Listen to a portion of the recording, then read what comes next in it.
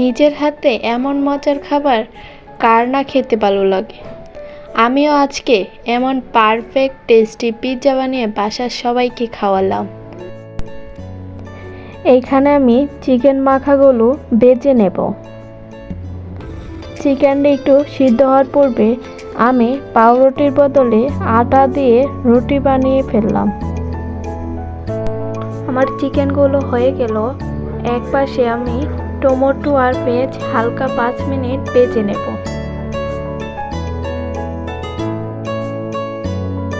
আমার ভেজে নেওয়া হয়ে গেল। এখন আমি একটি বাটিতে তুলে নেব। তারপর একটি পাইপ্যানে আটার ডোটা ভালো করে চেপে নেব। টমেটো সস দিতে পারেন বা মরিচের সসও অ্যাড করতে পারেন। আমি এখানে মরিচের সস দিয়ে দিলাম। তারপর মিয়োনিজটা অ্যাড করে নিলাম।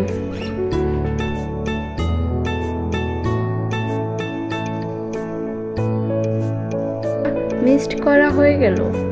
বেজে থাকা পেঁয়াজগুলো দিয়ে দেব। এখন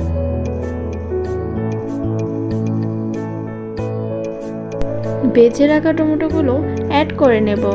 তারপর দিয়ে দেব মরিচ কুচি। মরিচ কুচিটা দিলে পিৎজাটা খেতে অনেক টেস্টি এবং ঝাল ঝাল লাগে। ভেজে রাখা চিকেনগুলো অ্যাড করে নেব। চিকেন ছাড়া পিৎজা অসম্পূর্ণ। চিকেনই পিৎজার স্বাদ বাড়ায়। আমরা বাঙালিরা রেস্টুরেন্টে এই পিৎজাগুলা 300, 400 এমনকি 500 টাকা করে রেস্টুরেন্টে কিনে খাই।